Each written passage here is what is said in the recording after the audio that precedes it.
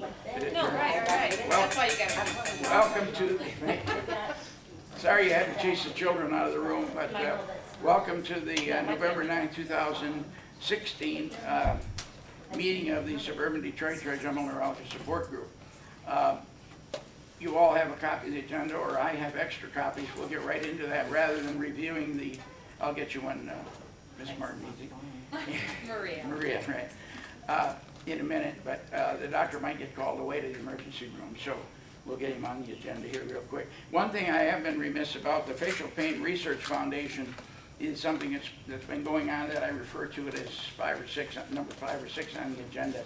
I've been remiss in not passing this around, and I probably should. Some of the groups pass it around, and you can put pennies in it, $100 bills, whatever you prefer. Oh. Okay, shut it. Knock his skull off. Go ahead. It's on. We'd like to welcome Dr. Ricky Olson tonight, who is a neurosurgeon here at Beaumont. I was going to put something in the cover letter about Dr. Olson that hopefully I don't embarrass him, but somebody that's well up in the medical field here at Beaumont told me here about 5 years ago that if I ever was in a pinch and needed a neurosurgeon and there was something wrong with my brain, the first call would be to Dr. Ricky Olson. So without mentioning who that was, that's how much he is well known here at Beaumont. In fact, I saw him about 20 years ago relative to my atypical trigeminal neuralgia when it was kind of undiagnosed at the time. And he's probably one of the most empathetic neurosurgeons that we have, just like the late Dr. Piper was. So I won't yak anymore. I'll let Dr. Olson speak. Inviting me to speak tonight. I did have a presentation that I gave a couple of years ago to our nursing staff at Troy Beaumont Hospital when we purchased some equipment. When we purchased some equipment to do trigeminal rhizotomies, percutaneous rhizotomies. So I thought I could at least go through my little talk that I gave them. Let me see if we can go back one.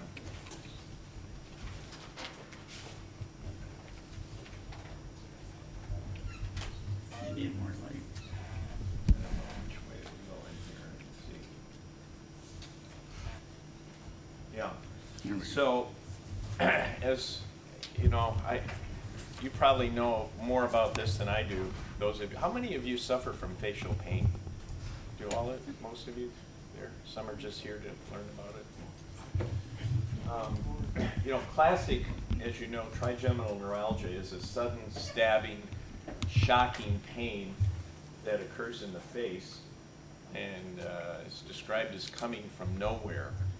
But it's episodic. That's the characteristic, and people will describe it like a hot poker being stuck in their face and it jabs at them. And they're typical triggering mechanisms, those that have classic trigeminal neuralgia, whether it's chewing or eating, talking, having the wind blow on their face will set it off. And there are different types of facial pain. The classic trigeminal neuralgia we refer to as TN1 is what I just described to you. But then there's another type of facial pain that they call it, people started calling it a few years ago, TN2, trigeminal 2. It's really not trigeminal neuralgia. These patients, and there are probably some of you in the audience, have a constant pain, sometimes described as boring or burning, but the typical thing is it's constant. And over 50% of people have that kind of facial pain. There's also pain related to trigeminal nerve injury. It can be unintentional from trauma to the face, car accidents where your face maybe go through the windshield and you injure the trigeminal nerve. Can also be due to dental work, oral surgery. frequently. How many people here have facial pain that they think is related to some dental procedure they had? Yeah, it's not uncommon. And then we can have pain from intentional procedures. One of the procedures we're going to talk about is the percutaneous rhizotomy that I do a lot. Sometimes you can create numbness in the face and the pain goes away, and then only to come back in a few years despite having numbness in the face. And we call that deafferent pain, trigeminal pain. There's patients with MS. Anybody with MS, multiple sclerosis here tonight? No. Patients with multiple sclerosis can get a plaque, a multiple sclerosis plaque, right at the root entry zone in the brainstem where the fifth nerve enters, and they can have pain. And they're about the only type of patient that can have bilateral trigeminal neuralgia. So you see it with MS, and then herpes zoster, shingles in the face, can also cause a severe pain. And then there's other atypical facial pains due to psychiatric problems. But the important thing to know about this slide is, unfortunately, about the procedures that we do only usually work for the trigeminal pain, people that have classic trigeminal neuralgia.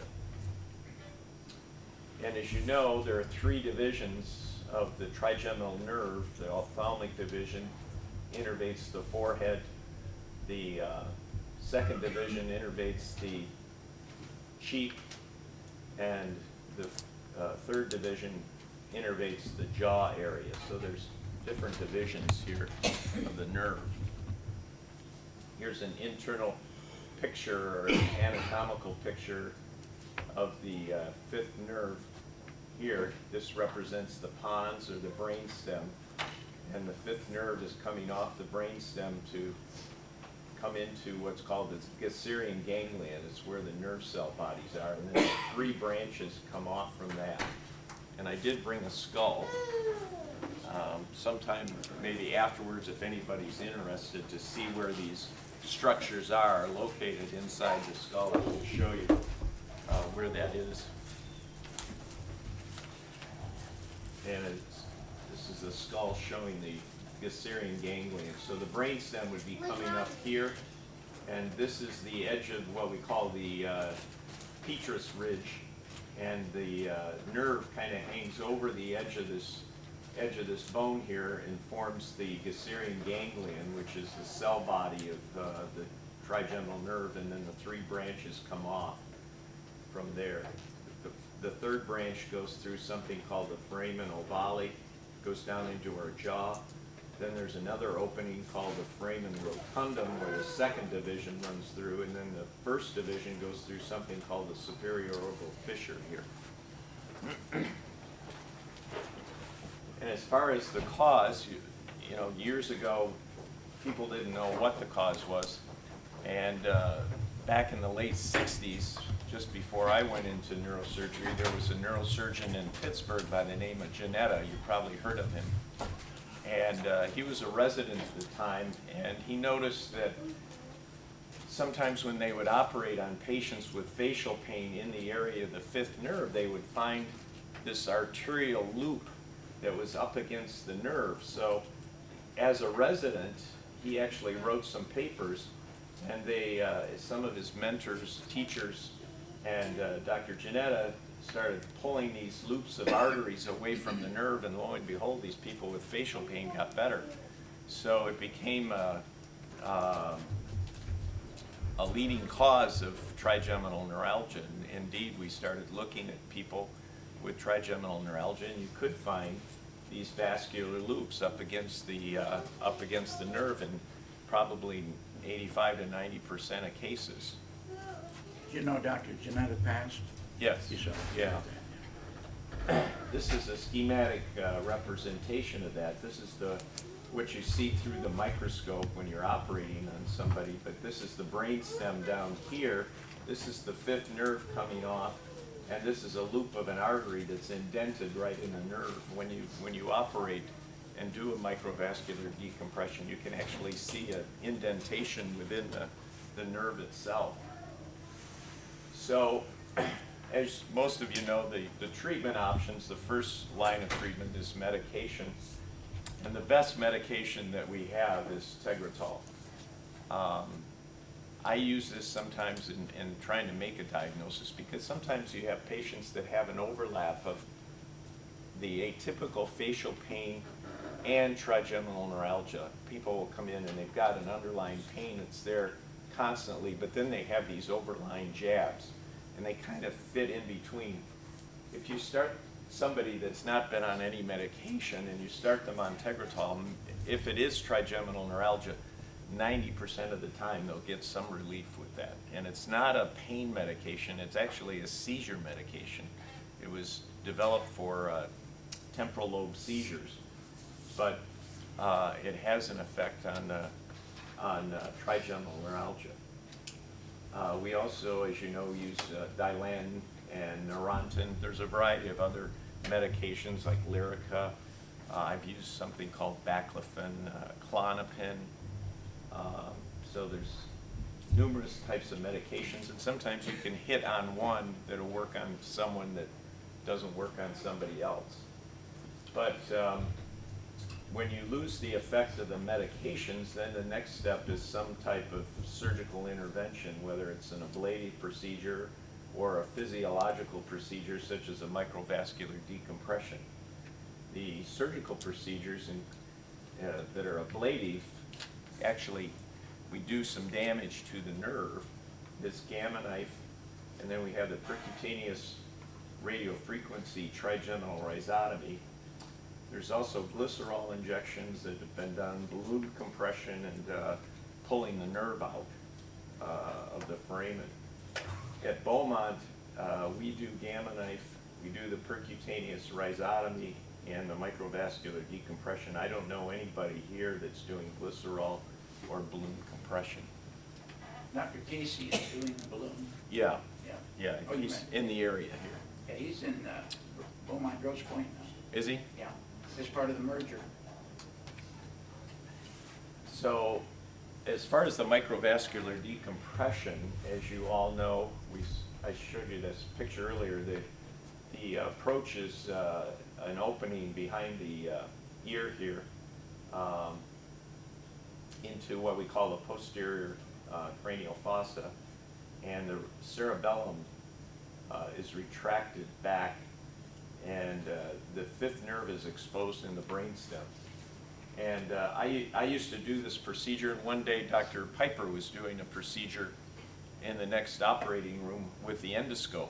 He was using a scope where you put the scope in and then look on the TV as he's operating through this scope, and it was really slick. He had a small opening where when I was doing them, I'd make a larger opening to go over the cerebellum, but he had a real small opening, and with the scope, you could see the nerve. You could actually see the blood vessels that were in the nerve themselves, and he did such a nice job. I said, look, I'm going to send you all my microvascular decompressions. So he was doing them all. So Who had one by Dr. Piper here? Yeah, he was Yeah. a very good surgeon. Yeah. Unfortunately, as you know, we lost him a couple of years ago. But he was very slick at doing this operation. And again, here's another schematic where he'd make a keyhole back here, put the scope in, and then you find this vessel and loop right against the fifth nerve here as it's coming off the brainstem. You put a little pledge of Teflon or something. Some people use some muscle from the neck just to put something in there to keep the vessel away from that nerve. And then the other thing that we do here is the gamma knife. We've had a gamma knife unit for about 10 years. Has anybody had a gamma knife? No? Okay. So basically what it involves is shooting a beam of radiation to the nerve, and it kind of injures the nerve. So to do that, we have to put this special frame on patients' heads. It's called a stereotactic frame. It was developed by a neurosurgeon in Sweden back in the 50s by the name of Lexell, and he was using the frame to treat arteriovenous malformations, which were vascular malformations of the brain, and he was doing it with radiation. And over the years, the use of stereotaxis has evolved, and we've started to use it for other reasons, tumors. Back in the 80s, we started to use it for trigeminal neuralgia, and lo and behold, it seemed to work. But this frame is put on the head, and then an MRI scan is performed. Here's the frame. This is the base frame, but there's also a box that goes on when the MRI scan is done. Here's the patient going into the MR scanner. But having the frame on allows us to measure X, Y, and Z coordinates in space and find the nerve inside the frame, which is inside the patient's head. And so by getting the X, Y, and Z coordinates of where the nerve is, we can then aim this beam of radiation right to the nerve. And this is the gamma knife unit that we use. This has got, the radiation source is cobalt, and it's located inside here. These doors open up as the patient is slid in here, and there's a helmet that has 201 ports that allow the radiation in. There are different types of radiation. The standard radiation, if somebody has cancer and you hear they're getting radiation for lung cancer or breast cancer, what's used is something called a Linac accelerator. It's a machine like a cyclotron, that small one, that sort of gets an electron going and shoots it out at the end, and then the electron hits the target, and a reaction occurs, and a photon is given off, and that's the radiation that's given off, is photon, but it's directed to a target. With the gamma knife, the radiation source is cobalt, and it's like the sun. It's a massive material just giving off radiation in all directions, so you have to kind of focus it, and that's how it's done, is through this helmet that the patient's head goes into. This kind of shows that helmet device with these ports that focus this beam of radiation right onto the nerve. Here she is a little up close with the helmet here. So that's kind of gamma knife. And then the other thing. Excuse me. Yes. Does the patient put to sleep or? No. The frame is put on with a local anesthetic. Yeah, we did one this morning, in fact. It takes about 3 hours to do a procedure. As it takes, patient arrives at about 6 o'clock in the morning. We put the frame on about 6:30 in the morning, and that takes about 10 minutes. And then they're taken up for the MR scan, which takes an hour or so. And then those images are sent down to a computer in the Gamma Knife Center, and we can actually find the nerve on the images, and it's kind of like a computer game. You shoot a beam of radiation to the nerve, and it tells you, boom, this is what it's going to be, and put the patient in the machine and give it the coordinates of where it is and turn the machine on. So, Can you give light sedation? we'll usually give them some Valium Yeah. to sedate them, sedate patients. It's a Yeah, we long wouldn't time do to that. be- So claustrophobic. Yeah, Yeah. but there's no pain, you don't feel anything. Well, putting the frame on is a little uncomfortable. Well, But you're aside not- from that, yeah. yeah. Yeah, we use a Novocaine to numb the scalp up, but we put some screws in that screw into the scalp, and for about 10 seconds, it feels like your head's in a vice as we're tightening it down. But Sure. once that goes away, That's about it. pain's gone, you know. The rest of the day is a snap. So the other destructive procedures, or procedure that I do is a radiofrequency rhizotomy, where we actually burn the nerve with a electrode needle. There's also the balloon technique and the glycerol technique. The recurrent rates are quite high on these two. So I was trained to do the radiofrequency procedure years ago, and I still do it the same way that I did 30 years ago. So you've got a lot of experience with it, yeah. Yeah, I've actually, you know, I think I've had better results than what the literature says as far as recurrent rates. I just saw a lady a few months ago that I did 19 years ago, and she's been pain-free for 19 years. Don't you think a lot of that's due to you doing multiple over a period of years? Yeah, you get, Right. you know, you get experience with the machine. We had an older machine that I used for many years, and I got pretty good at using that particular machine and making the lesion. And then they decided to get an upgrade to the newer model. And I started, you know, I'd do the procedure, and it seemed like I wasn't getting any kind of results. And I realized that the lesion that was made, or the area that burned, was very small compared to the other machine, and you had to get the machine the needle much hotter, at least according to this newer machine than the old machine. So it took me a couple of years to figure that out. So this is the second procedure you're talking about? Well, it's the second, yeah, this is the percutaneous rhizotomy. Rhizotomy. Yeah. It's not that you do one after the other, you're not, No, I get yeah, it. okay. Yeah, it's just another procedure that we use No, for right. trigeminal neuralgia. And the selection of patient is, obviously, if you failed medication, the first line of treatment for anybody, as you know, with trigeminal neuralgia is medication.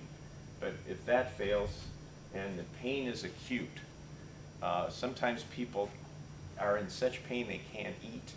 They're in acute crisis. This is a good procedure because when you do it, the pain's gone.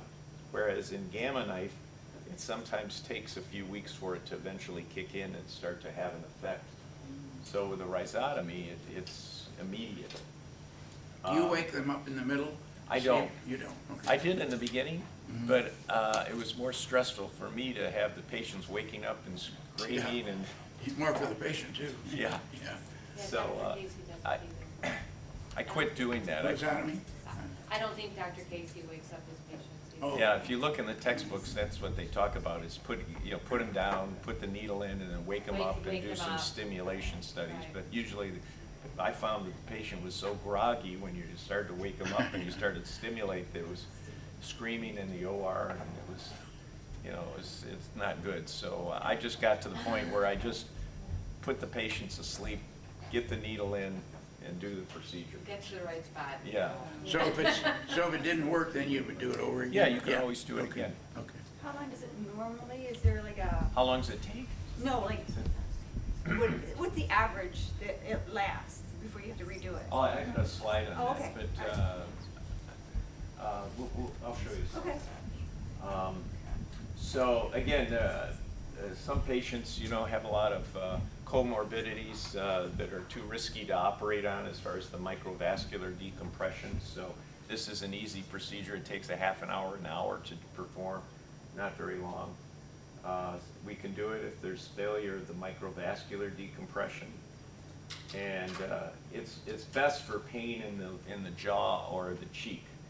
You don't want to get too high into the forehead, because if you affect the sensation to the eye, you can develop a keratitis from this. And there have been reports of people losing vision as a result, because you numb up the eye. And the best way I could describe it to you is like, you know, a piece of dust or dirt flew in your eye. Normally your eye waters and you wash it out. If you can't feel it, it damages the cornea. And then patient preference. So it's generally reserved for the older patients, just patients over 55, 60 and on up. If you're younger, we try to push people into the microvascular decompression. Why is it better for older people? Well, because the microvascular decompression carries some risks to it. From, you know, it's a big operation to go down and find the nerve along the brainstem. But I mean, this one you said was better for 55 or older. Yeah, it's less risky. Especially if they have heart issues or Heart something problems, like that. yeah, right. But you do it on younger people too? Rarely. I think what'll answer your question is when he gets to how long it lasts. That might help answer your question. Yeah, again, here's the anatomy showing where the nerve is.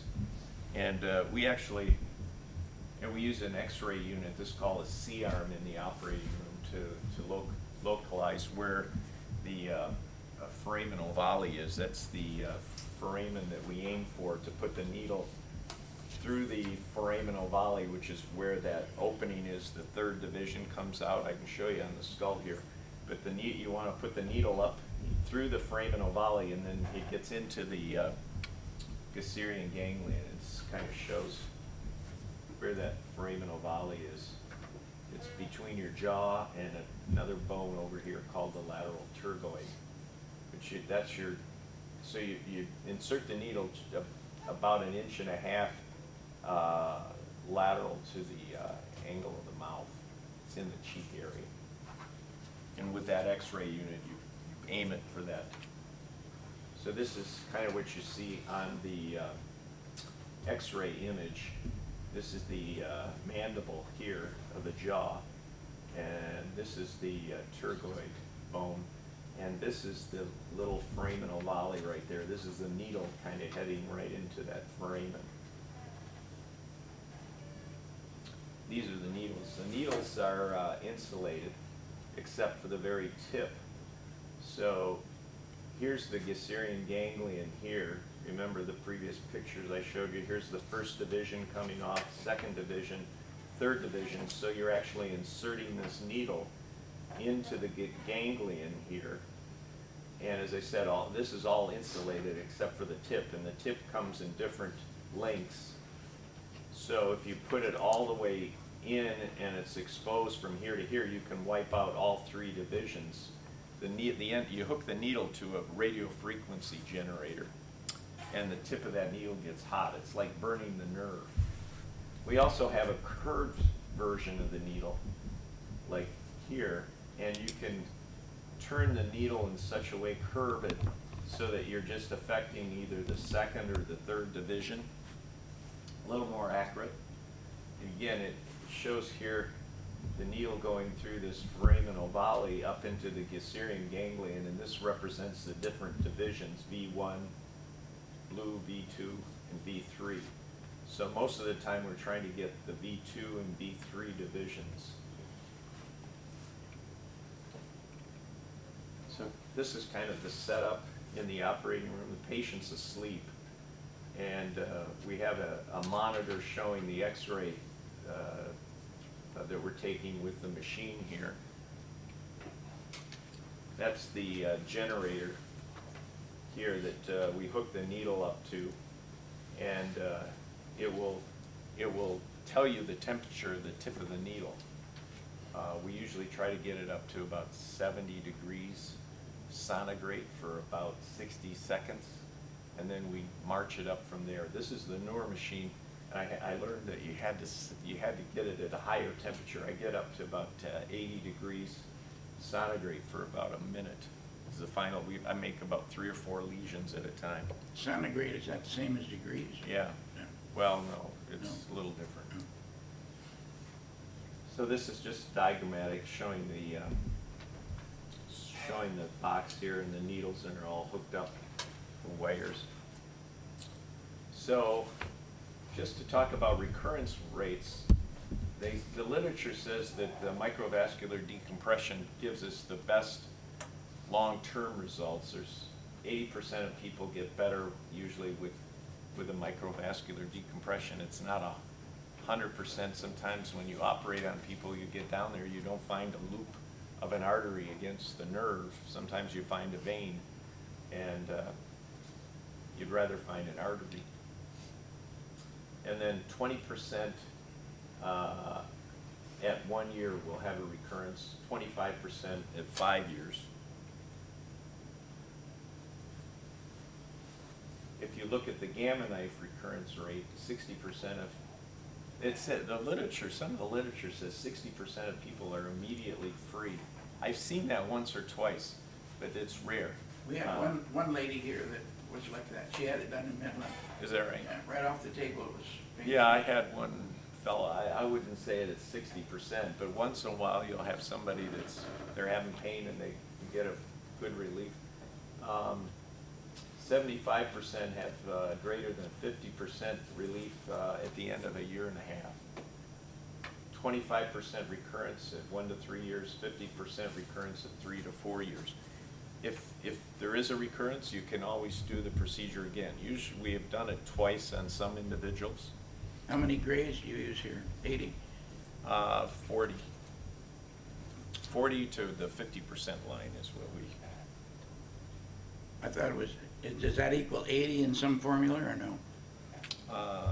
Because I thought they were doing 80 here, and Dr. Copeland, before he passed, was doing 90 in Midland. That's gamma. that's where, we're, Oh, I'm sorry.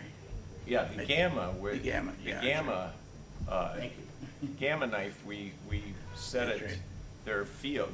they're different doses that go Yeah. out beyond the, Yeah, but what we set it at is usually 40 gray at the 50% isodose line. Okay. Meaning, within this circle, you get to the edge of this circle of radiation, there's a 40% gray at the edge of the circle. yeah, that's a gamma knife. Yeah. She reminds me, yeah.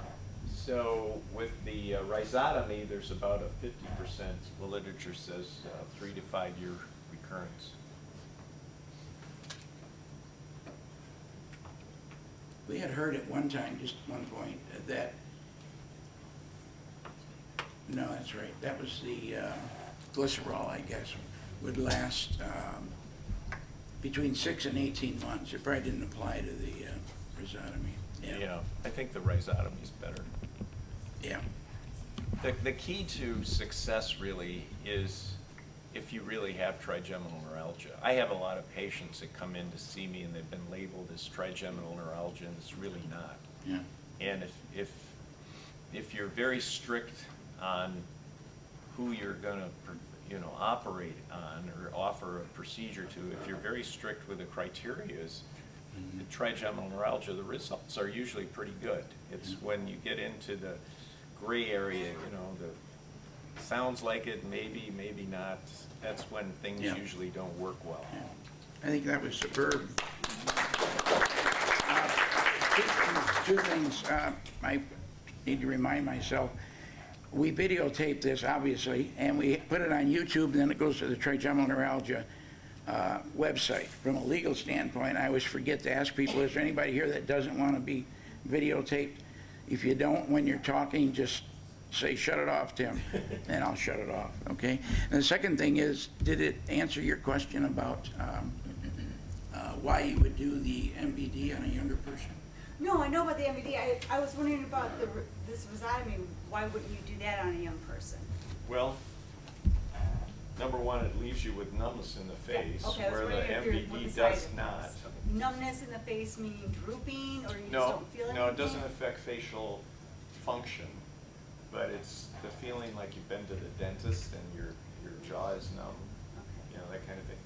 Having said that, I would say the majority of patients that I've done would take that over the pain.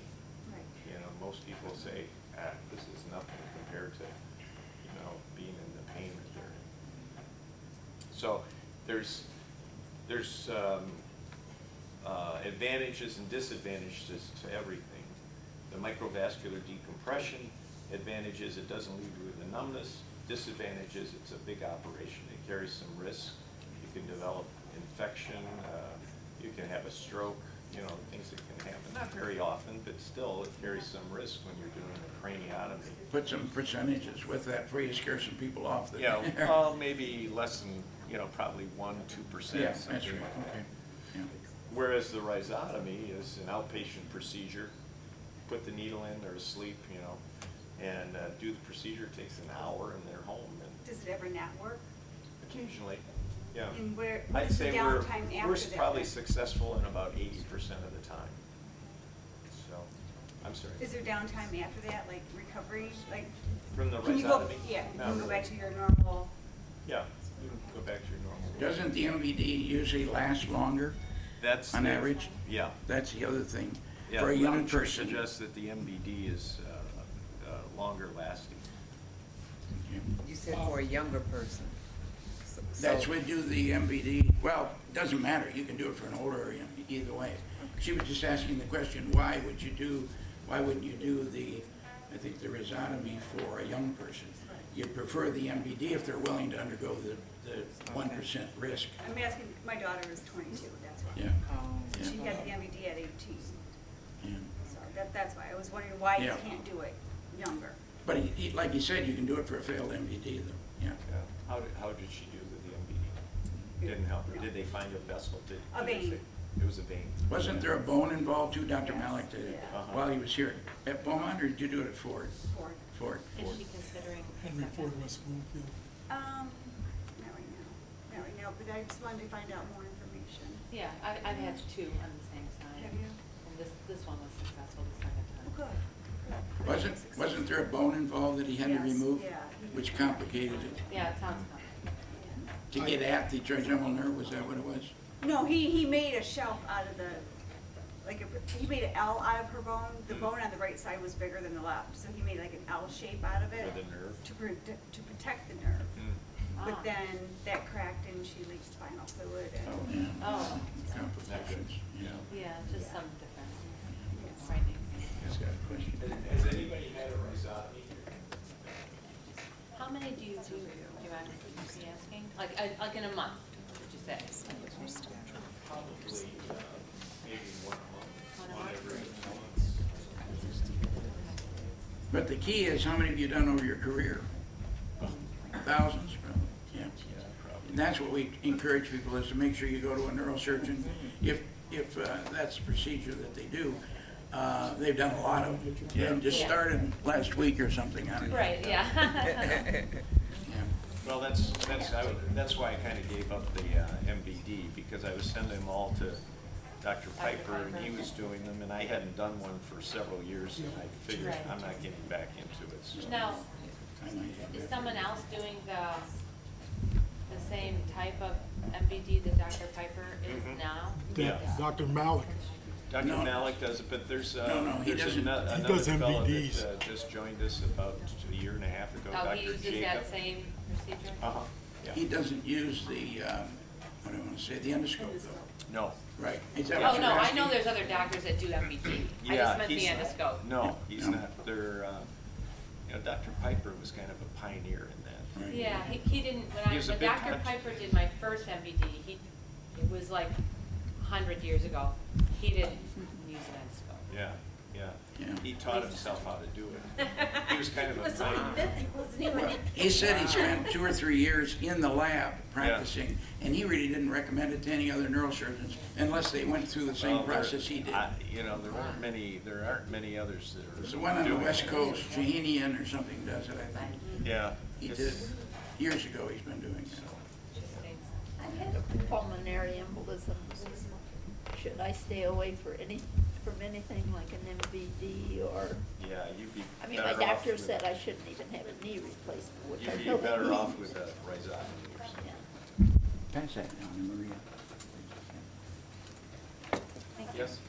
You said after a certain age, you don't recommend it would. Well, generally,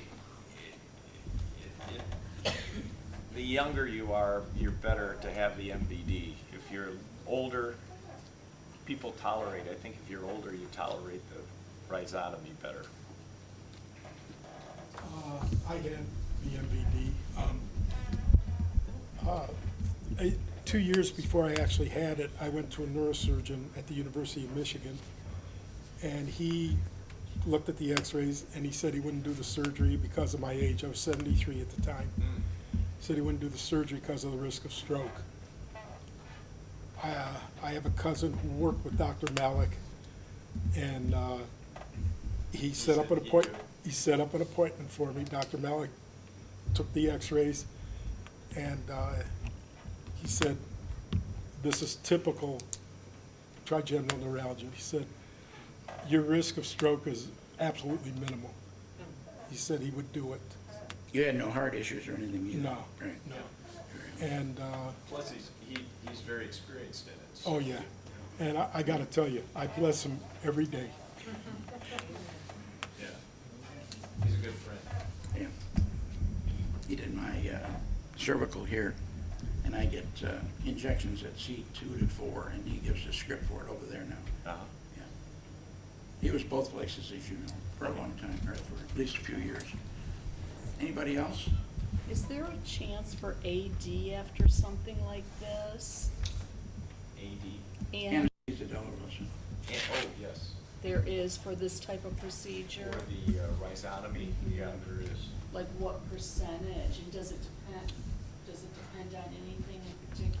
Well, I think some of it depends on how badly you burn the nerve.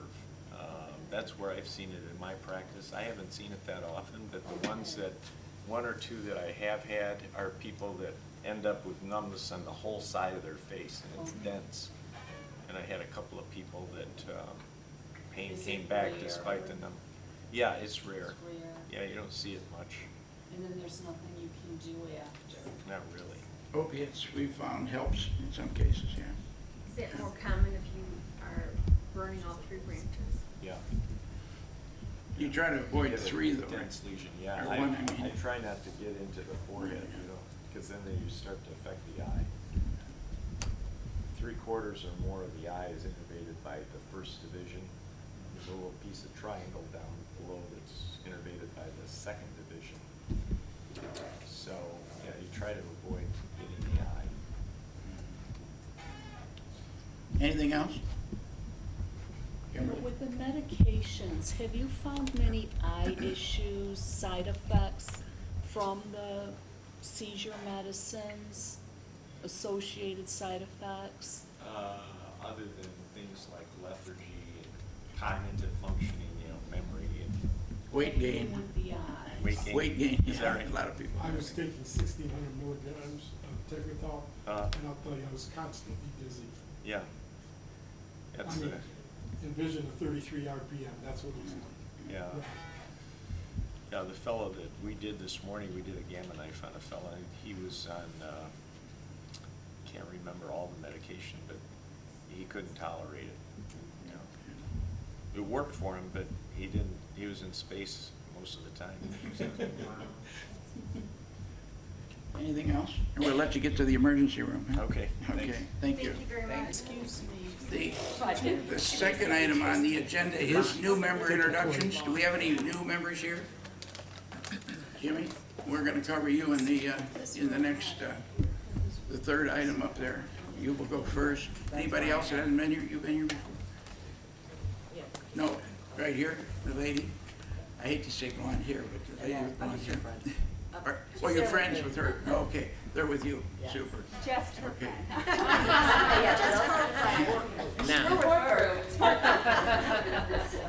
Jim, you wanna get by the ladies and come over here a little closer?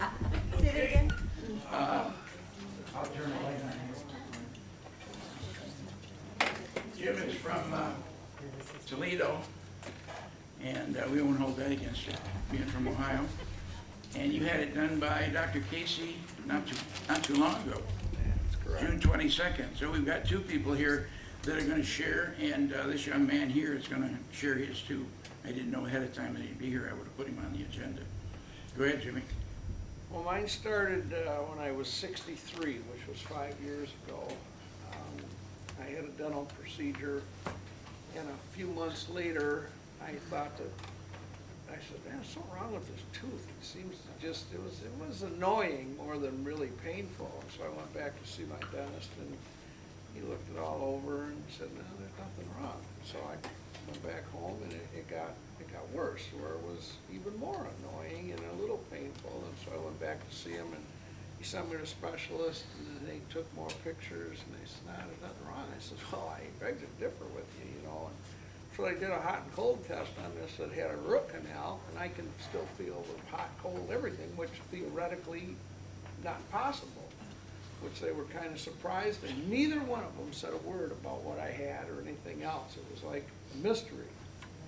And I went home, and it continued to get worse until it got really bad enough that I couldn't go to work. You know, I was putting ice packs on the back of my neck, and I was trying everything. I didn't know what to do. And I was really beside myself, and my sister who's over at Denton. Oh, she's behind you now. Oh, is She snuck up on you. she called my wife, because at that point I couldn't talk, I couldn't eat, I was a basket case, and she talked to my wife and said, I think this is what he has, and it was trigeminal neuralgia. Well, as soon as I read the thing, I said, well, I know that's what I have, because if I would touch certain spots on my head, it would just trigger these electric shocks going through my face and everything, and so I went to see a neurosurgeon without an appointment, without a referral, anything. I just went over and showed up there, and the gal, I had to give her written stuff because I couldn't talk. And she said, come in first thing in the morning tomorrow and I'll have them see you before the regular patients. And he asked me some questions, did some tests and whatever, and then he sent me for MRI and all this other stuff and came back and said, well, you know, we eliminated all these other things that you could have, so that has to be what it is, and you do have the trigger points and the whole deal. He said, I'm gonna try Lyrica, because it's a fairly new drug and it doesn't have many terrible side effects or anything, and we tried 25 milligrams 3 times a day, and it seemed to work. And, I mean, it wasn't perfect, but it was tolerable. So I went back in a few months and I said, I don't think it's working as good anymore, and so I upped it to 50, and then the next thing it was 75, and then 100, and then it was 150 4 times a day, and then it just quit working. And that was over the course of 5 years though. And the other thing, having read about it, I was wondering if maybe I was in remission, because it comes and goes, and I didn't know if it was the drugs or what was going on, but when it wasn't hurting, I was happy. But when it came back the next time, it was really, really bad. I tell people, I said, you have no idea what you can't hardly explain it, but it would feel like someone stabbed you right in the face with an ice pick, go behind your eye, and then they'd attach it to electricity, because it would shoot these electric shocks all through my head. I mean, it put me on the floor. I wouldn't even know what. I'd be screaming and yelling, but it would last 2-3 minutes, and then it would go away, and I'd just have these other pains. So finally, I went back to the neurosurgeon, because he had told me he could do this procedure, and he told me the new hospital he was with, he couldn't do head surgery anymore. He could only do the neck and the backs and whatever, no more.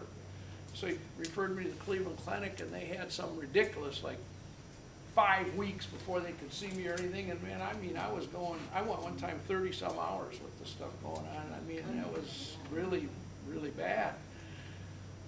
So my sister got a hold of the place in Florida that had the facial pain place in Florida, and they in turn got connected with you. And believe it or not, from a Friday till Monday, I got an appointment to see Dr. Casey, because he knew, you know, he said, I know what you're going through. And so as soon, and that was right when Dr. Janetta had just passed away, and Dr. Casey had to be gone to Pittsburgh and whatever, so he was gone, and I had that operation about 10 days after. The pain is gone, okay, completely, as far as the trigeminal, the shocking things and everything. And Dr. Casey had told me ahead of time that all these different things that can happen. He went over everything. I mean, I spent an hour in his office, which I couldn't believe. No doctor ever talked to me for an hour about anything. And told me all the different procedures, the pluses, the minuses, and everything. And he said that the decision is yours. And I said, well, the only thing I can see is this MBD, because I want something that's the end of it. I don't want to have to keep getting procedures in another 2 or 3 or 5 years. At 68, you know, you're getting to the end of the line where you can take a lot of risk, and you know, so that was it. He did it. He did tell me that I could have some numbness in my face, or even a frozen face that never could come back. These are all possibilities, he told me. He, you know, he covered everything. And I do have numbness on this side of my face, which of course this is the side I had it on. And it feels like it's about 80% numb, like when you get out of the dentist chair and it's not completely wore off and you feel weird and everything, and I still have that, but it's not as pronounced as it was even a month ago. And he said that sometimes it'll last 6 months, and it could last a year, and he said if it's not gone in a year, it's not gonna go away. You know, you have that. But I can tell you, I would trade immediately, you know, take this risk. And he said, you know, you could have loss of hearing and everything. Well, before the procedure, I wouldn't care if they told me I'd be deaf. I mean, you can't live like that. I understand that.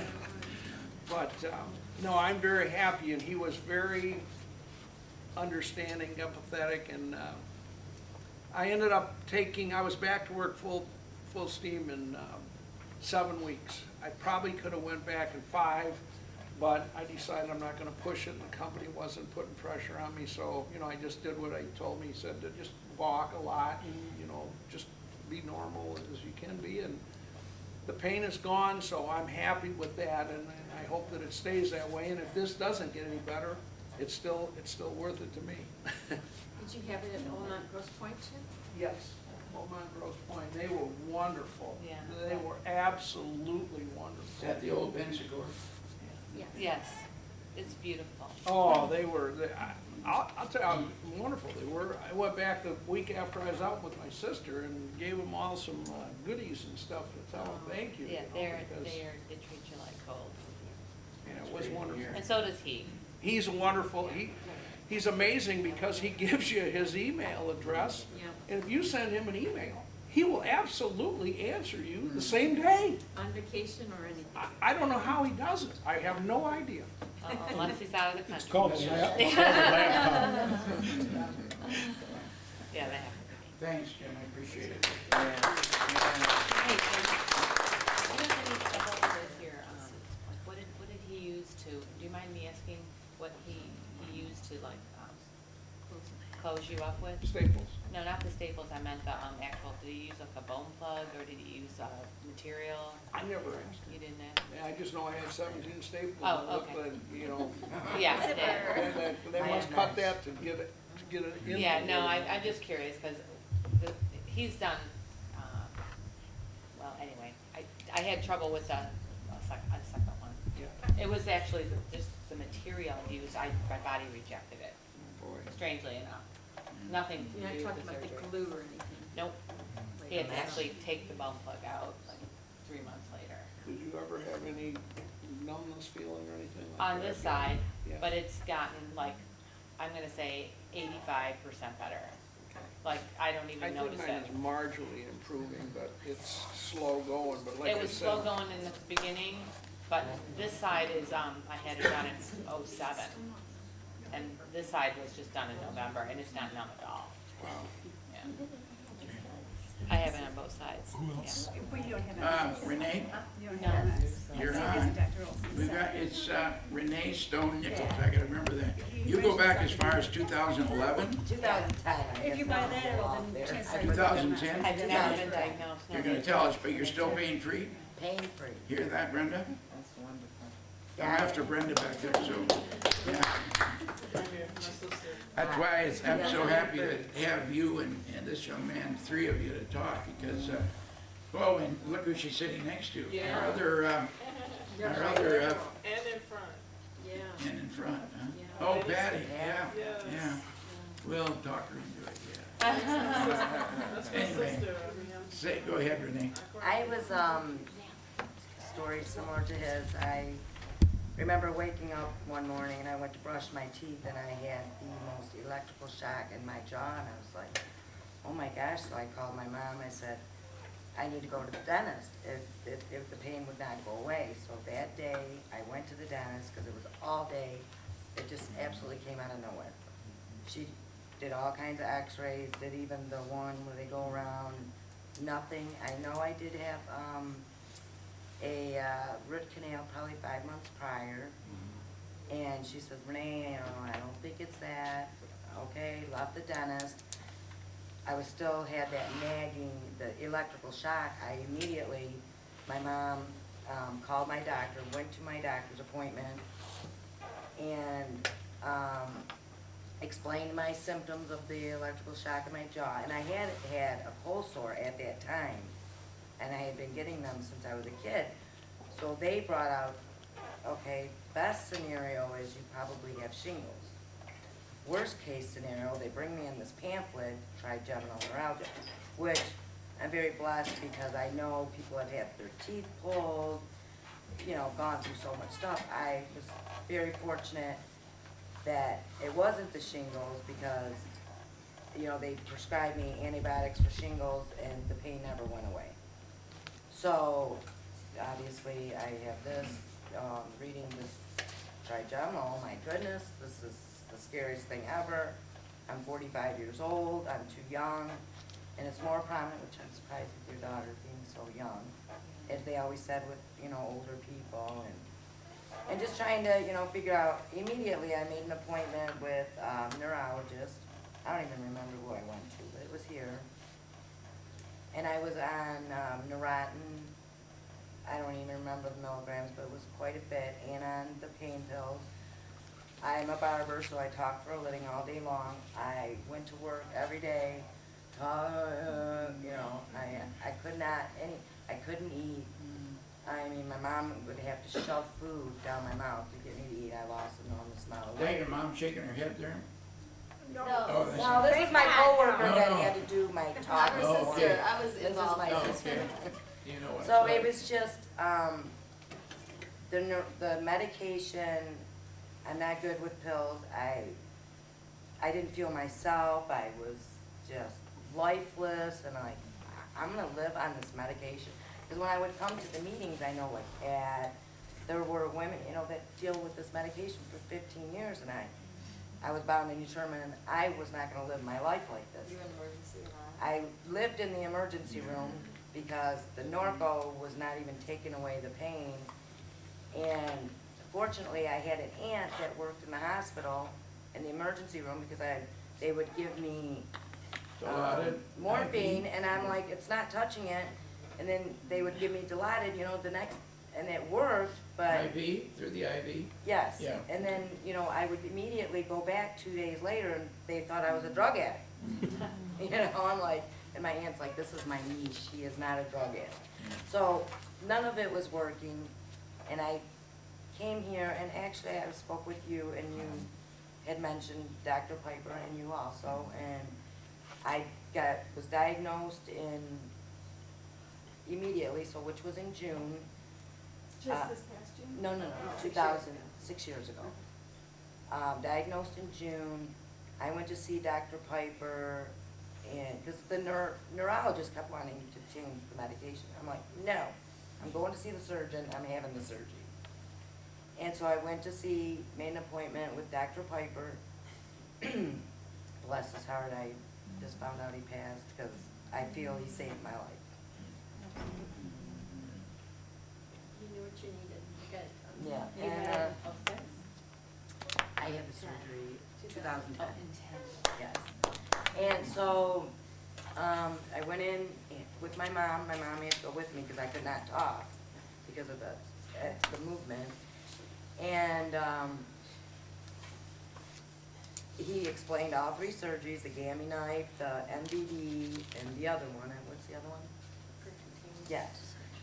And I had already done research, my family, and I knew the MVD was the one that was the most dangerous one. And I know the other ones, you know, it's 60%. And I said, okay, Lord, if it's my time to go, it's my time to go. I'm going all the way. Give me the MVD. And so Dr. Piper says, for your age, you picked the right one. And he says, when do you want surgery? I said, tomorrow. I went in a week later, right here with Dr. Piper, surgery. And I remember before I went out, my son, he was in the military, and it was a hassle to get him here. I wanted my whole family here, and I just remember before I went out, I said, just please make me a steak tomorrow. And the surgery went fantastic, and mine was very severe with the intertwining around the artery. Dr. Piper said it was a success. I did have the numbness. I actually forgot about the numbness because she had just told me. I don't even remember the numbness. All I know is the pain was completely gone. So the numbness I don't recall. You had it for a while. Yeah, I don't even remember. But you didn't care. I didn't No, care. I didn't. I didn't care. I was out of the pain. I've been pain-free ever since. I came here. I was very blessed. Just to have everything done. I actually, a year after my surgery, I just could not believe that something that is so painful that so many people don't know anything about. It's just, I would talk to customers that would come in my shop. I'd go into, a doctor would come in or a nurse. What's that?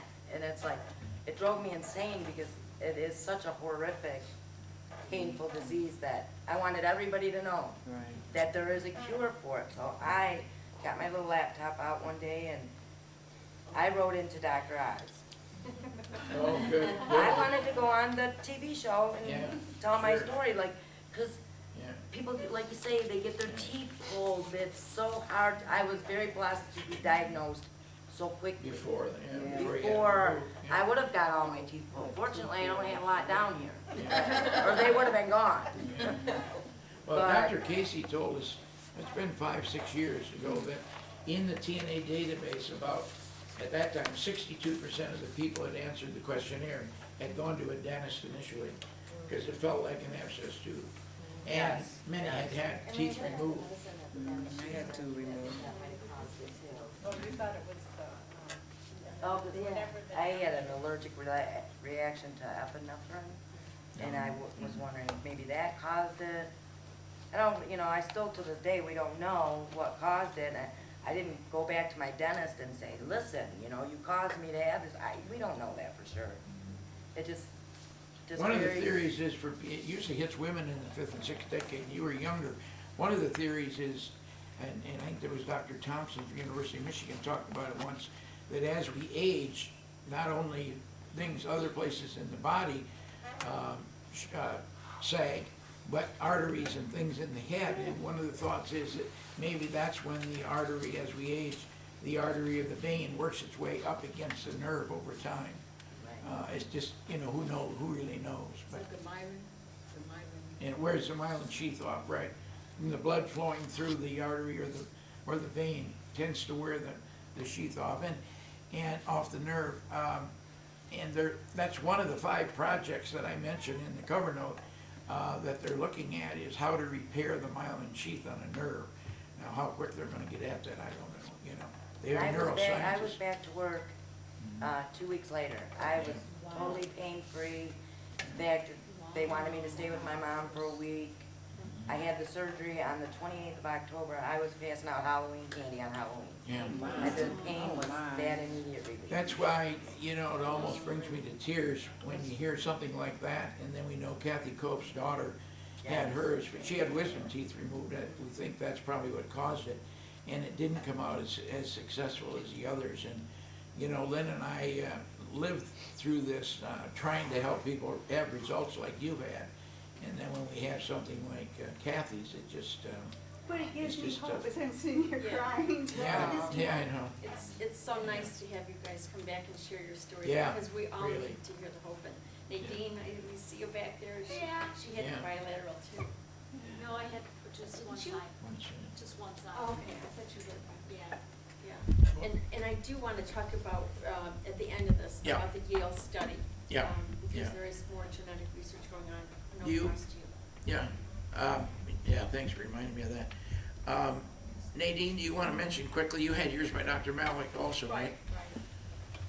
Yeah, I had mine, done 12 years ago. And I immediately, when I woke up, I was immediately out of pain. Nothing after that, thank God. Nothing occurred as far as numbness or anything. And I've been pain-free for, like I said, 12 years now.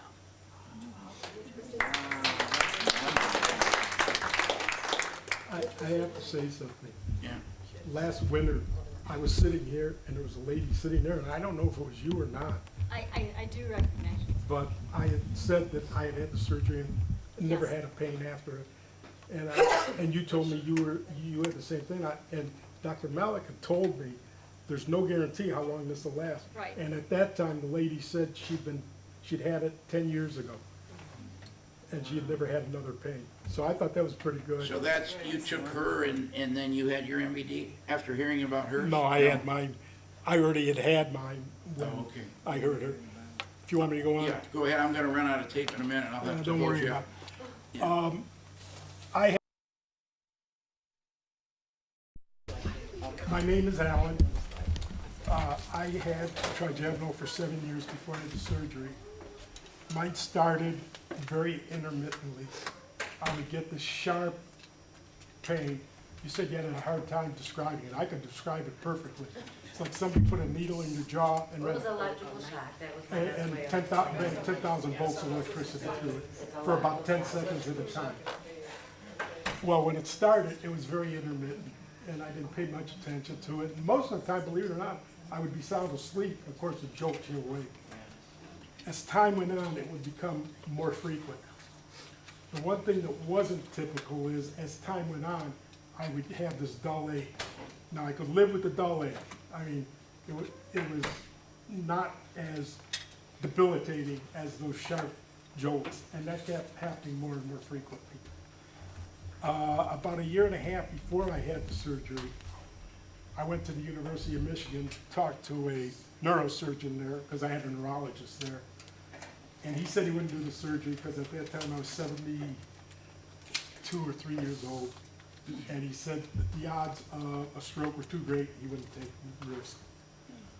Well, I have a cousin who was an oncologist at Henry Ford West Bloomfield, and we were at a family meeting, and my wife told me I looked like a very, very old man. Anyways, my cousin asked me how things were going. He knew I had the trigeminal. I said, not good. The last 14 weeks before the surgery, I lost 40 pounds. And that's not hard to do because you can't eat. All I had was soup. So anyways, he said, I know a doctor who is renowned for this. If you'd like, I'll have him set up an appointment. This was on a Tuesday. I saw Dr. Melick the following Monday. He checked out the x-rays. They said you have an artery sitting on the nerve. He said, we can do this, and your risk of stroke is absolutely minimal. He said, I'm not going to tell you it's not possible, but it's minimal. I didn't care. I mean, the pain was such, I would do anything. If I died, hell, I died. Yeah, exactly. Well, he said, when do you want the surgery? I said, tomorrow's fine by me. But he said, I can't do that because I have to have a chest x-ray, blood work, and an EKG. And now I'm from Lansing, so I said, can I have it done at the Michigan State Clinical Center and have them send it to you? He said, sure. So we went back to the MSU Clinical Center, had that done on Wednesday. By Monday, his nurse, who was wonderful, called me and said, we got your stuff and we can do the surgery. When do you want it? I said, tomorrow's okay again. He said, I can't do it because he's scheduled. How about next Thursday, or this coming Thursday? So I said, fine. I had the surgery done on November 3rd, 2013. Got out of the hospital on November 6th. Within 2 weeks, I was totally weaned off all the medication. I was taking 1,600 milligrams Tegretol, 200 milligrams of Baclofen, and constantly, 200 back of them? yeah, I was constantly dizzy. I mean, imagine a 33 RPM record spinning around. That's what it was like. My wife was doing all the driving. Not only was I always dizzy, I had balance problems and short-term memory loss. As I said, I had the surgery on November 3rd. On November 6th, I was released from the hospital. By the 20th, I was weaned off all the medication. I have never had a pain since. The nicest part, the dizziness went away right away, and the imbalance problem took a little while for the short-term memory to come back. But he also warned me about one thing. He said, I can't guarantee you how long this will last. He said it varies with different people. So, like I said, it's 3 years now, I haven't had pain.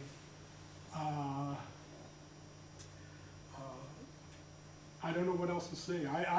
First of all, I recommend Dr. Melick. He's wonderful. I'm just going to tell you that.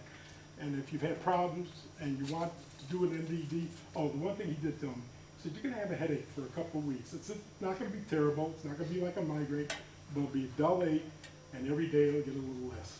Was your, No, oh, I didn't have a headache. no, I had the headache. I had problems with coordination for about, I was off of work for a couple of months.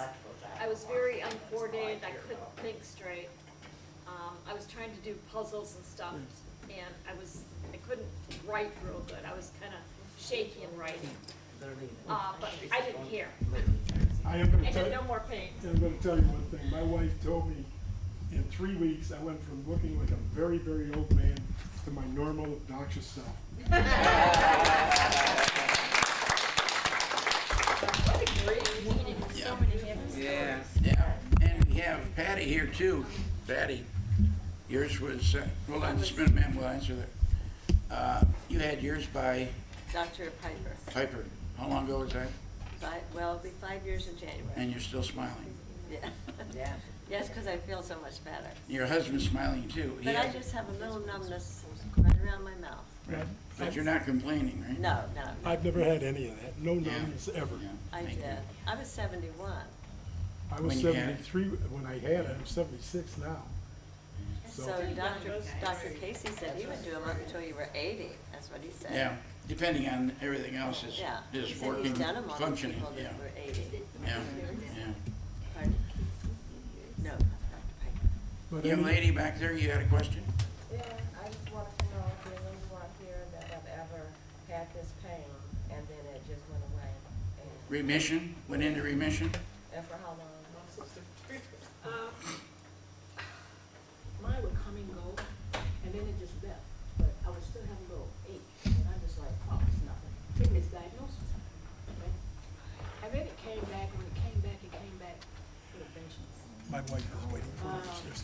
Mind if I leave? It was the worst thing that Thanks for your help. I had ever experienced. You keep me apprised, and I will be back for all the others. Yeah, thank you. And I mean, I my really daughter enjoy forced coming here down. and listening to other folks. And that's just bad. It was like, so in, felt like it was numb. But I had started here, my eye here, Say hello. down in here. Take care, and thank you. Where I can't sometimes, hard to talk. I'll be on the phone with sister, I can't talk. Everything seems like it's heightened, the sound in my ear, or the cold air. The cold air is really bothers me on the side of my face. So I have been in and out of remission, but I did go see Dr. Malik, I think it was last year, and he told me the only surgery that would cure me would be with MVD. I just gotta make up my mind. Get it done. Do it. I said, stop, and then it comes back, and I say, the beast, I tell my sister, excuse me, the beast has come back. It's returned. And I thought I didn't have it. So when I come here and I hear stories, I'm like, I've been misdiagnosed with something. I don't have this. But in actuality, I do. It's just that when that pain hits me like it did before, I'm like everybody else. Yup, they can do whatever they want to do. I don't care. But I have other health issues that makes it harder for me To make a decision. to make yeah. that decision. Yeah, yeah. It is a family illness, so you can see how much your This sister my cares sister. about you. The reason why I asked is because mine was really bad. I had a root canal, and shortly after that, that's when it came. And I was on all kind of medicine. I had an allergic reaction to 2 of them. One was a rash, so I couldn't take that anymore. Then I was on another one, and I started swelling my lip up, and I didn't know what was going on. I went to the doctor and said, well, why is my lip swollen? So it's nothing. I said, no, I looked it up. You need to look it up. Yeah. He said, oh, it's allergic reaction. So I haven't had any pain. I can't remember. My memory is gone. Not totally, but I don't have a good memory anymore. But I haven't had any pain for maybe 3 or 4 years. And so I haven't been to a meeting. I think I came to a meeting twice.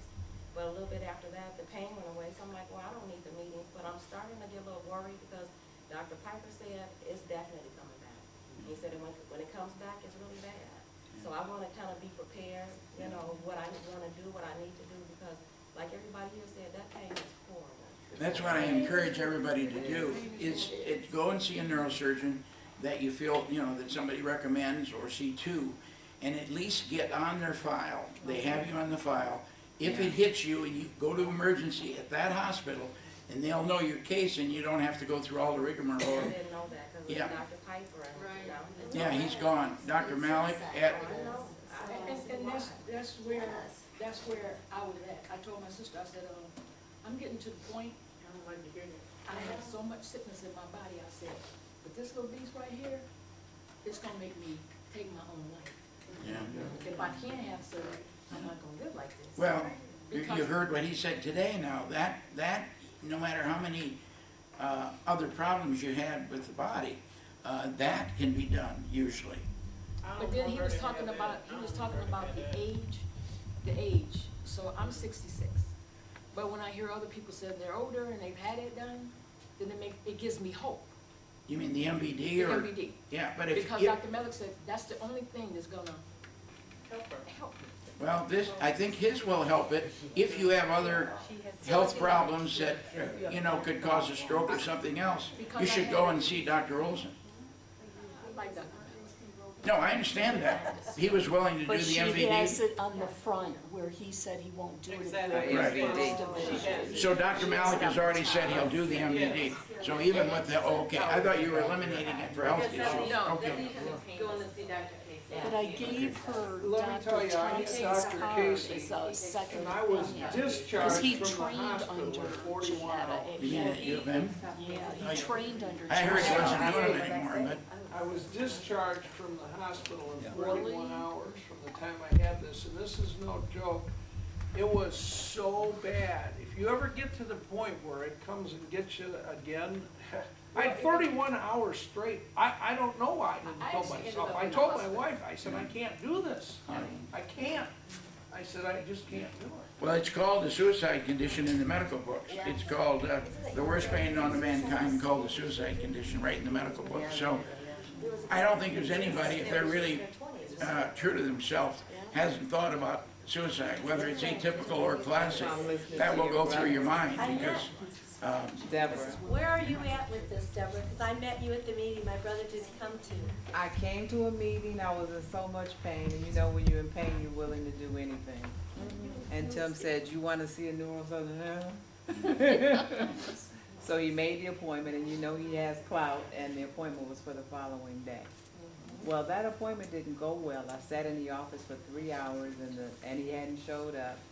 And I think they said he got called into surgery. And, I'm sitting there and nothing's happening, and at that moment, I'm not hurting, so it's sort of like, well. And then she says, well, maybe you should leave and go get something to eat. And all I heard was leave. And she says, well, we'll call you when he comes. And he did, and we talked on the phone for a while. He called me an hour later. So then, of course, it's not going away forever, and it comes back. And the longest I've had it in the time was, that I recall, 3 weeks in October, the first 3 weeks. 3 weeks. So, but anyway, I decided, okay, I can't do this. It'll go away, and it'll come back. The entire month of August, I didn't have it. When I made the appointment, it was like for September 1st or something. And I go back to see him, and I mentioned the fact that I had not been in pain the entire month of August. And I don't know, if he wasn't as friendly that day as he was the first time. Is this Dr. Guthakonda. Yeah. And I need to write that down because I couldn't remember. And so he says, when you get to the point where you're taking 4 or 5 pills and nothing's working, that's when you come see me. And I'm thinking, when I get to the point where I'm taking 4 or 5 pills, nobody will see me. I mean, I can't do that. I can't do that. No, that's the time when they say the medication isn't working. That's usually when you make the decision to have the procedure. And I think I feel every pain that anybody talks about. I have burning pain, and for that, sometimes I take a tryptoline or something like that. I have throbbing pain. I have pain that feels like, I said one time, I know what it felt like Jesus was when he was being crucified. Yeah. Ice pick, electricity, have them all. What you waiting on, girl? He told me to wait till I get the 4 or 5 pill. Yeah, I see, you know, every doctor has a different opinion, but some people go right away, they don't wanna take any pill. Right. You know, I waited And I'm- too and long I'm the first dizzy. time. And I'm off balance, and I have no memory. Well, then why, And I then had- you already are. Tim, And I've had it 9 years. Yeah. have you read anywhere, because when You need to see a I first different got this affliction, physician. I got on the internet and started reading everything I could, and it says Yeah. that the sooner you have the procedure, the more likely that it's gonna be Yeah, I was gonna, long-term successful. Exactly. That's what they're telling you yeah, now, so. I was gonna raise that. There, when we had the conference here in December 2008, Dr. Lindsay from West Coast had a subgroup, and he was talking to the group about a study out of Germany that the quicker you have it, the better. And I was kind of an ass to him, and I was in the back and heard it and said, well, what about those people that go into remission? And he was kind of an ass back and said, well, if you're going into remission, I wouldn't do the procedure. Well, that wasn't the issue, but the theory, if you think about it, if you let the artery beat on the nerve long enough, it's going to cause damage. Yeah. And the theory, one of the theories is that you will end up with atypical trigeminal neuralgia rather than just classic.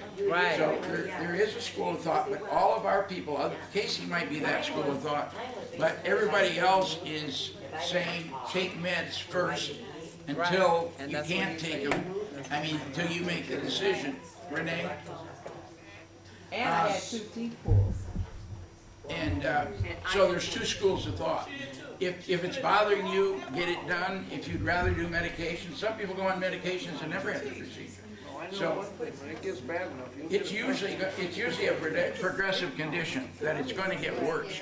Now, there are some people that go into remission, so we can't promise that. It was Thank a God. security guard that told me what I had.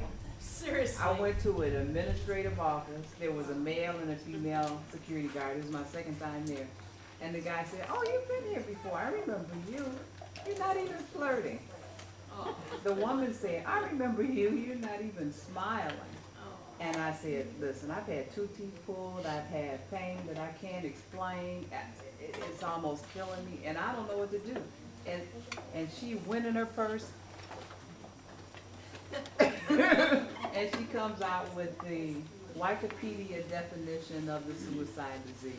And I'm reading it and I'm saying, that's me. Right. And that's how I was diagnosed.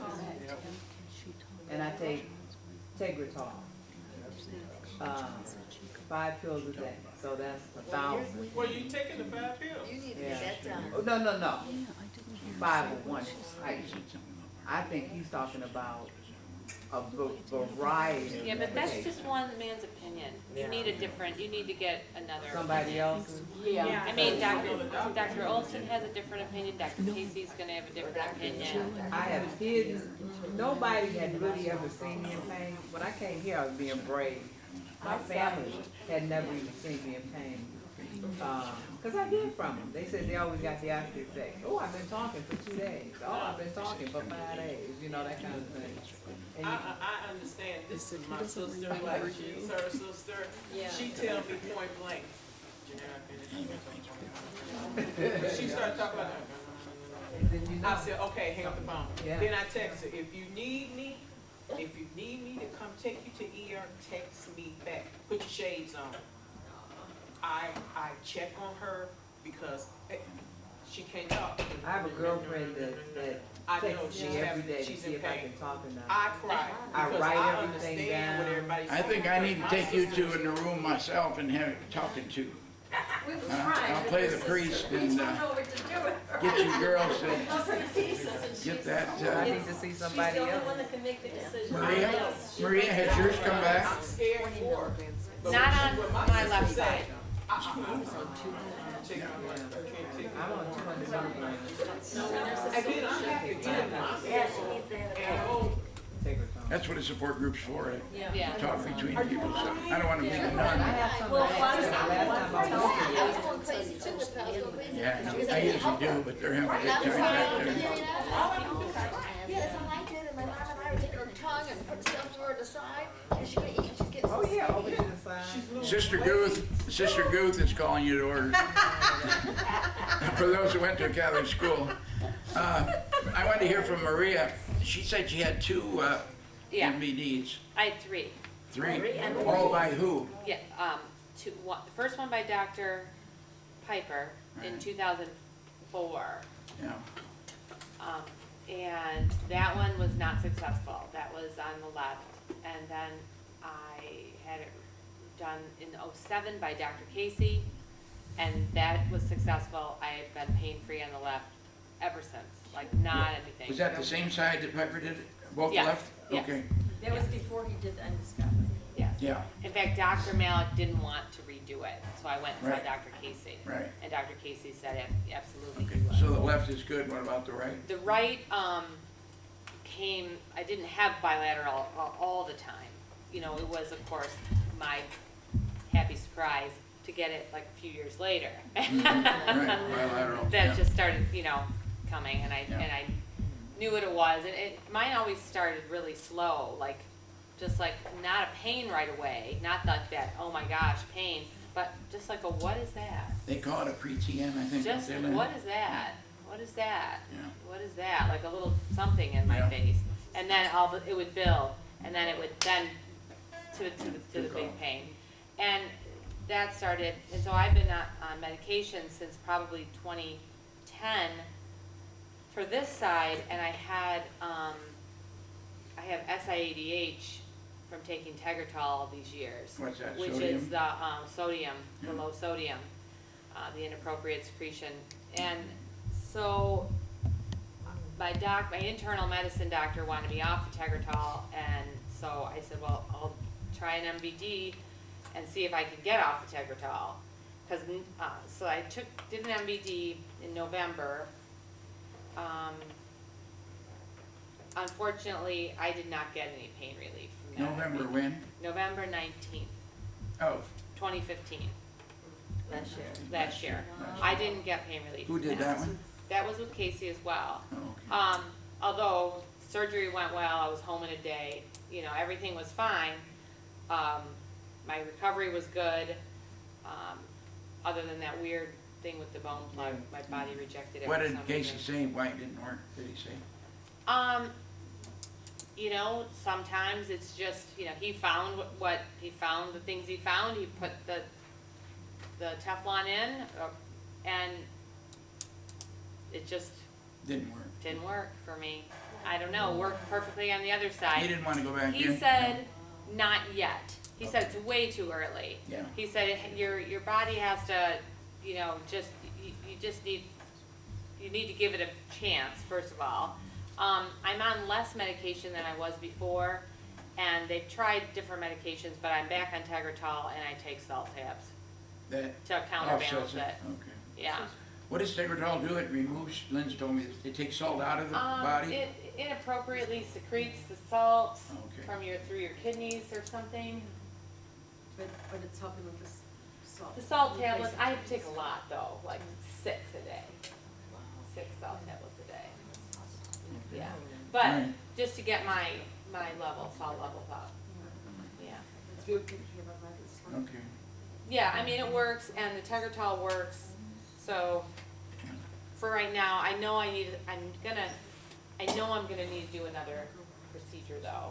It's just when. When? So that's why I keep listening, and, You'll go back to Casey for it? yeah, he's still Been my in there? doctor, yeah. Since he's I been in know. there, yeah, Your makes sense. pain now, is it still sharpshooting or is it controlled with meds? When it's not controlled with med, it is sharpshooting, yeah. Yeah. Did you ever consider the rhizotomy in lieu of that? That would be that's one I would consider, but I don't want 15 months, I want. Yeah, right.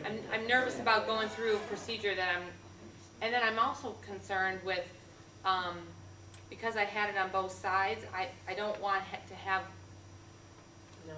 I have a tiny bit of residual numbness on this side, nothing I can even point to, like I can feel everything, but it's like, I can't have even little bits of residual numbness on both sides. I have to have a bigger discussion about that. Yeah.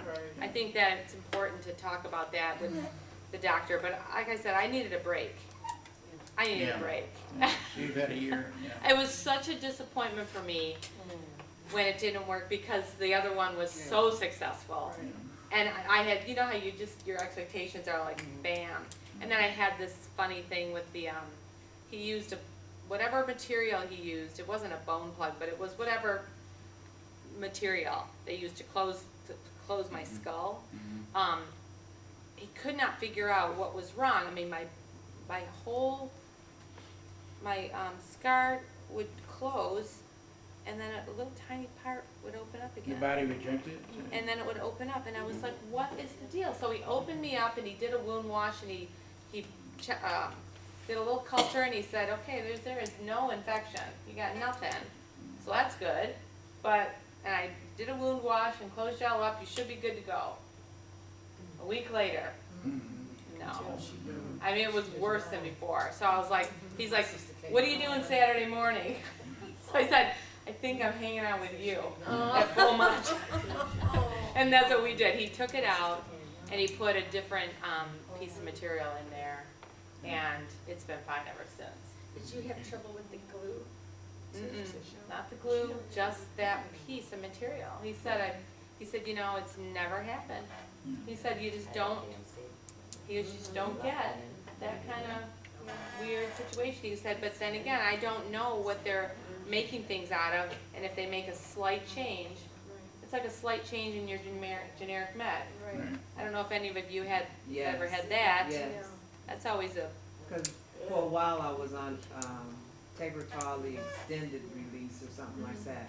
And every time I got the prescription, the pill was a different color. Yeah, that's the a problem. manufacturer was Different manufacturers and it didn't seem to work. for generic Even from, meds. at the FDA, I looked into it earlier, the FDA said even within the same, like the same batch of the same med, it can Not vary a little bit. yeah, So- that's problematic. Yeah, it is. Well, generic, back to the point I think I made in the cover note, the 72 versus 96%. That's not accurate. They could, I cannot possibly. That is not accurate. yeah, and Doctor, it's not accurate? No, it's not. Oh, yeah, I'll find it online for you. Yeah, No, I doc- sent you Oh, I didn't get anything. Doctor, the first time I heard it was, who's the doctor that lost the his license? bioavailability has to be identical. Yeah, one of the doctors, I can't say his name, was a pain doctor. I remember you saying a pharmacist said that a long time ago, but the bioavailability in your bloodstream has to be equivalent. No, it's the same med, don't misunderstand. It's the filler difference. It's the filler difference. In a generic, you know, you get everybody to say, oh, generics and brand name are the same thing. But FDA allows the generic manufacturers to only have 72% of the main medication, whereas a brand name had to have 96. And when my example was, you might remember this, probably 10 years ago, Don's Blue Cross argued about Neurontin versus gabapentin. So I went on gabapentin for 2 months, and I got a severe cough and a sore throat for 2 months. So I finally went off it, and it went right away. And my pharmacist at the time said that he had worked for a generic manufacturer, and many of them used chalk as the filler. So the chalk, I could have been allergic to the chalk. So anyway, Yeah, the filler can be different, but the Right, by manufacturer. bioavailability of the actual medication. no, the actual med has to be exactly the same, yeah. It's just the amount of it in there, I guess, is the difference. Kim, before you go to that, Lynn, Kim Boyden asked me to be sure before she left that you talk about the Parkinson's, and I said, you did briefly, but do you want to, she didn't hear it, so maybe other people, I don't know how many people I don't do. think anybody knows except for Peters would know him. I know who you're talking about. Yeah. Yeah. Why don't you give a brief? Just, not just, but Fran and John Parkinson, they both have TN, they've been to numerous meetings, and Fran, has hospice home right now. At least she was supposed to be getting that. She has cancer really bad, and they can't do anything for her. Her pain is out of control, that they can't even give her chemo or radiation. She told me about 2 years ago, I'm gonna beat it, and she did last longer than they expected. Yeah, she fought hard. She's Yeah. still fighting, but. Yeah, still fighting. Ain't they coming every year? Yeah. I remember them, they always sat like. Yeah, right there, yeah. Super nice. And she's in hospice. Yeah. Oh. Yeah. cancer, yeah. Can you imagine a husband, I mean, when we learned that, a husband and a wife both having it? Yeah, it's How did they crazy. survive? I mean, that was Well, crazy when we met them. Sharon behind you was asking about remission. My mother-in-law, they got married after me, so it's my husband's stepmom, so there's no blood. When my daughter at 15 was having all these problems, she's like, oh, well, what about trigeminal neuralgia? And I'm like, okay, Carrie, write it down, make grandma happy. We didn't know she had it. It had been in remission so long. Oh my goodness. Yeah, so we never knew my mother-in-law had TN. Wow. So it can go into remission for a long, long time. That's a good lead into what Lynn wants to cover. She wants to talk about the Yale project. If anybody has classic TN, which a lot of you have, and even if you've had the surgery for it, there's a fabulous study coming out of Yale University, the Yale School of Medicine, that Tim has sent to a lot of the email clients, but we would encourage you to look into this study. They're doing genetic testing on TN, and all you have to do is a saliva swab test. It's free of charge. They send the kit right to your home. They are trying to identify if there's a genetic link to it, and they will be in contact with. There's a questionnaire you need to fill out and send to them, but I have all the contact information. You can make sure that you give me your email. I will forward it directly to you, and we'd love your participation. You know, Lynn, I being the devil's advocate, I was thinking, what's the advantage of that? It's not going to take your pain away, but one of the advantages would be if there is a genetic link, you would advise your children. It's just like my dad passed with colon cancer, and all the kids have to get, colonoscopies, all the siblings. And the same thing with this. If you found a genetic link, when they find a genetic link, does that mean every generation would get it, every other generation, or is that part of it to be learned? That's what they'll be able to tell you, but. Don't tell me sisters can get it. Yeah, but they'll also be able to inform you of any other genetic things that, may be in your history. And, there are a lot of things going on with the Facial Pain Research Foundation that, is doing great things too. So we encourage you to do both. Let's find the answers faster so that we can end this. With the generic testing, sometimes when it comes back, if you've had, like my grandfather had it, and they say that you can get it on, that's when you're receptive to get it on both sides of this. Okay, they're especially interested in that, but, yeah, it'd be a great, Yeah, candidate for especially if you study. already know it's a genetic link, yeah. Well, we just did the test Monday. Did you? My brother and my mom and I. My mom's 93. Oh, that's So we're fabulous. sending it in because Wasn't it easy? yeah, it was Yeah. pretty easy. Except we did mom's in a restaurant and she's like, Aw. she wanted to eat the food right away. Aw. But you know what? Thank The you guy's very name much. on the bottom, the doctor Yeah. to call, he just immediately called me back. He had some questions about it. Yeah. And then I forgot to ask him something, and I was called, oh, I know, I took mom, he was in another car, and I took mom in the car, and I usually take a banana or something with me, and she's taking a bite of this banana, and I'm like, don't eat it! But anyway, we did it, and he sent it in UPS. But my grandfather, my mom's dad, had all his teeth pulled out. And I don't know that he had any. It never relieved his pain, and he was never diagnosed with anything. First, he had a few teeth pulled out. Then they said, pull them all out. And he had perfectly good teeth. He was in his 50s when it happened. It never went away. Well, back then, they did not know that's why they called it the suicide. Right. And you hardly saw him that much. He'd just go away, then we'd see him once in a while. He stayed away from everybody because It's called tic Delarue as well. Dr. Christopher French name. Cayley is the neurosurgeon at Yale School of Medicine. He writes a letter to all of you. And Christopher Cayle at yale.edu is his email address. And Jamie Hugh is a medical student working with him. And they would certainly like to hear from you if you're interested. So you can email me LRUPPE, AOL, LRRUPPE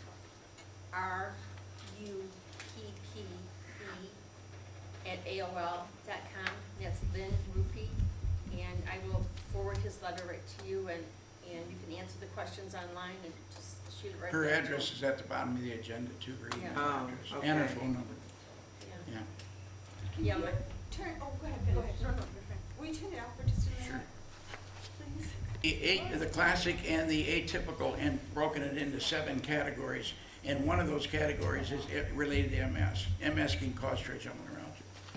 5 to 10%, I forget which way it goes, I think of the MS patients will get trigeminal My neuralgia. mother had polio when she was a young child. Could Who that did? happen? My mother. I don't know if that's related. I haven't heard anything about polio Oh, being not- related, okay. no. She couldn't walk or anything, you know, she, you know. Sure, yeah. Just quickly, I won't hold you too long, to show you how to get to this 5 projects if you're interested. It's kind of Greek to me reading some of these 5 projects, but you go to the website that I show in the letter, and then up here it says Doug Anderson, Report 2016. That's his, should come up. There it is there. Here are the current projects that they're working on. And I listed those, but if you wanted to read more about it, here's the items. Like I say, it's pretty technical. And these people are neuroscientists, not neurosurgeons. They emphasize to us, and if anybody wants to put money, you want change, I'll have to look. I don't think I have change for doing it. I only carry quarters. This is, that's where you find it. The other thing, there were some good things, or I wouldn't have sent it to you, in the articles, especially a couple of things, making sure that you take, I won't bore you too much with this. Speak up with questions, ask your doctor, especially if you're going to a neurosurgeon. I think most people in here have been to a neurosurgeon, so you're not, afraid to talk on an even level to a neurosurgeon. But I really stress anybody that just comes down with TN and is not sure what to do, be sure you've seen at least one neurosurgeon, preferably 2, and you're in the record. And if you end up in the emergency room, just like you were you had an appointment over the weekend, but you were in the emergency room in a week with Casey? In operating room. At the operating room, yeah. Well, That's what I meant, it yeah. was a week later because of Dr. Janet's death. Right. Yeah. He said, I don't do surgery and then leave town. Oh, Which yeah, was he wants to be nice. around. Yep. Yeah, the cost of generic, we'll get into that again. Do you know what, while you're on that, I don't know, I understand that Lyric is not even in the top 5 things that they normally prescribe for this.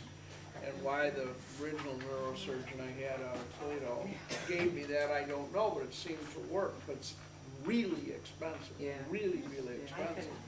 And I had to pay for it.